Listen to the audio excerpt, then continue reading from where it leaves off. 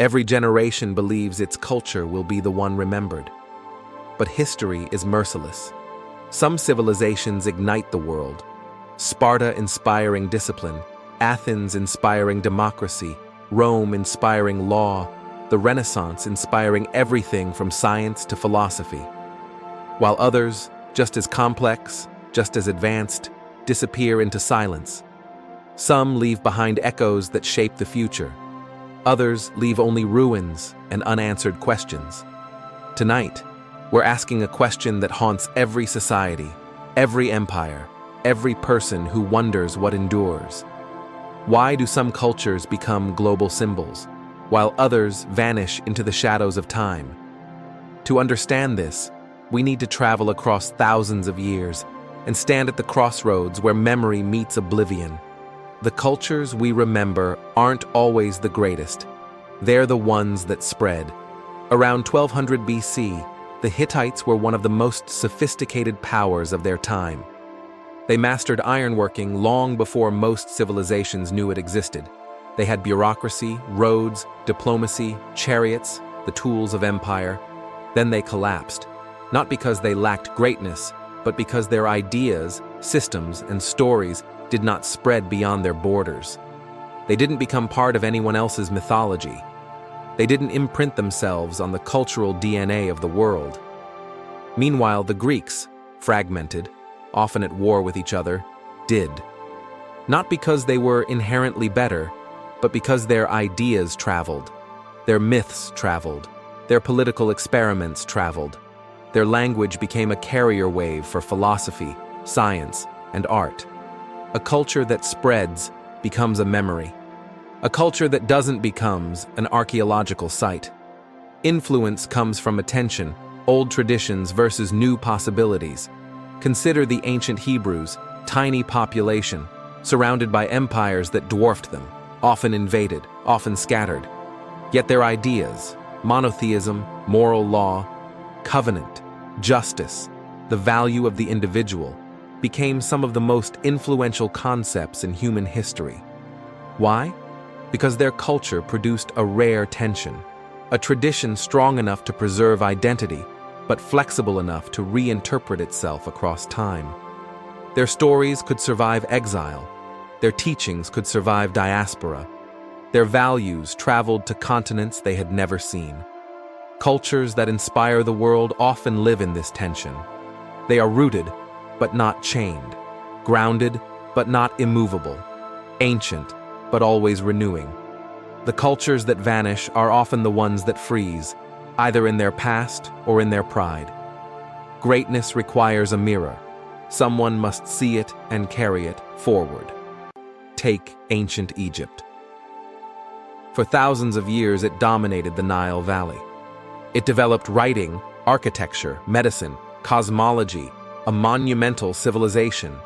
But for centuries after its decline, Egypt was forgotten, its language unreadable, its gods unknown, its culture sealed behind symbols no one alive could interpret. Egypt only re-entered global consciousness because in 1799, a French soldier stumbled upon a stone, the Rosetta Stone, that allowed scholars to decode its lost script. Egypt didn't inspire the modern world until someone else learned how to read it again. This is the uncomfortable truth. A culture's survival often depends on outsiders who rediscover it, admire it, translate it, or fight for it. Rome preserved Greek literature. Arab scholars preserved Aristotle. Renaissance Europe rediscovered both. Japan resurrected ancient Shinto aesthetics after studying Western Romanticism. A forgotten culture becomes dust. A rediscovered culture becomes immortal. Some cultures burn bright because they dare to break themselves. Look at China's Tang Dynasty, a golden age of poetry, art, trade, cosmopolitanism. Its influence reached Korea, Japan, Vietnam, Central Asia, and eventually inspired everything from European Orientalism to the global aesthetics of ink painting and minimalism. Why the Tang? Why not the dynasties before it? Because the Tang did something radical.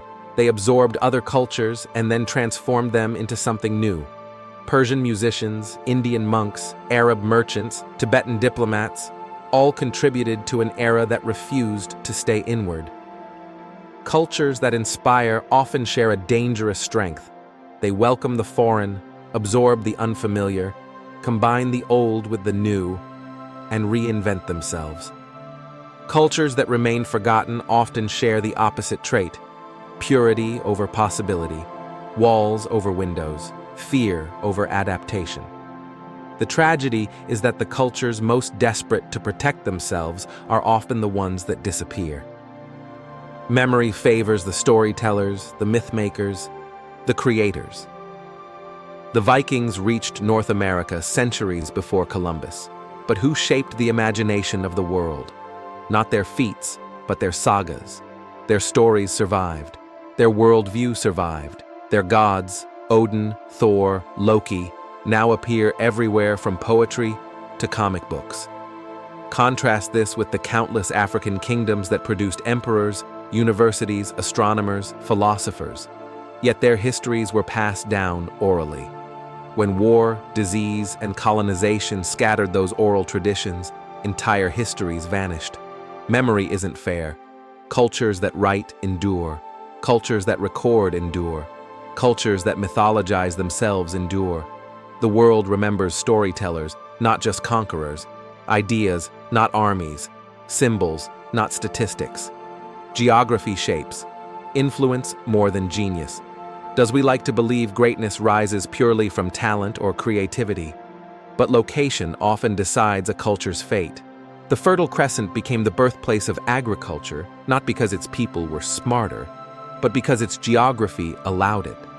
Maritime cultures, like Greece, Phoenicia, or Portugal, spread ideas not because they were destined to, but because the sea carried their influence outward like winds of history. Landlocked civilizations with limited trade connections could be just as advanced, yet their ideas never traveled. Influence is part brilliance, and part geography's quiet cruelty. Some cultures become universal, because they speak to a universal fear. Rome didn't spread because everyone admired it.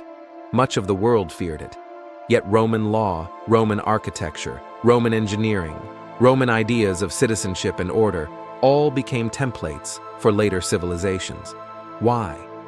Because Rome addressed a universal human anxiety. How do you create order in chaos? Cultures that tap into universal fears and universal desires: freedom, justice, identity, glory, mortality, meaning, become global reference points.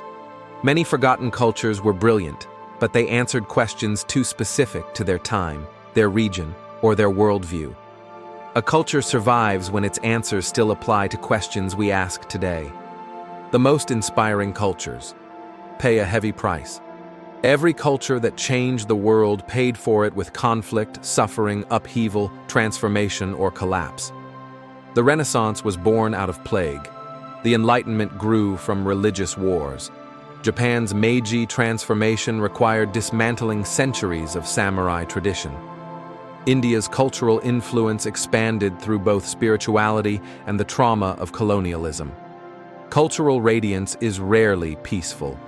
And here lies a paradox. The cultures we remember were rarely the most stable. They were the most turbulent, because turmoil forces reinvention. Reinvention creates ideas. Ideas travel. Stability creates comfort. Comfort creates stagnation. Stagnation creates silence. And silence is how cultures disappear. So we return to the core question. Why do some cultures inspire the world while others remain forgotten? Is it because certain people were more creative, more brave, more powerful, more enlightened? Or is it because the world, history, geography, war, trade, technology, chose to amplify certain voices while leaving others unheard? Is cultural influence earned or granted by fate? Is it about greatness or visibility, ideas or accidents? More importantly, which cultures today will be remembered centuries from now, and which will dissolve into the background of history, just as so many once mighty civilizations already have? Here's the truth most people don't want to confront.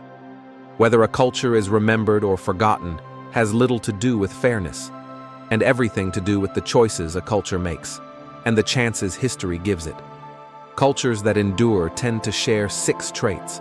They generate ideas bigger than themselves, not tribal ideas, human ideas. They communicate those ideas through stories, symbols, and art. Stories survive when buildings do not. They adapt faster than they break. Renewal beats purity. They absorb outside influence without losing identity. Flexibility prevents collapse. They confront universal human fears and desires. This makes them timeless. They inspire others to carry their legacy forward. No culture survives alone. And here's the most haunting thought. A culture becomes immortal the moment other people fight to remember it. A culture disappears the moment even its own people stop trying. So the real question isn't just why some cultures remain forgotten. It's this: what are we doing today? In our art, our values, our stories, our innovations? That is worth remembering. What part of our culture will future generations cling to when they look back at this era? Which of our ideas will inspire the world, and which will fade the moment we're gone? The rise and fall of civilizations aren't just events. They're warnings, invitations, choices, because every culture stands at a crossroads to inspire or to disappear, and history is waiting to see which path we take. Join us on a journey through the ages, where every question becomes an opportunity to discover. Subscribe Timeless Questions channel now and start exploring life's greatest questions with us.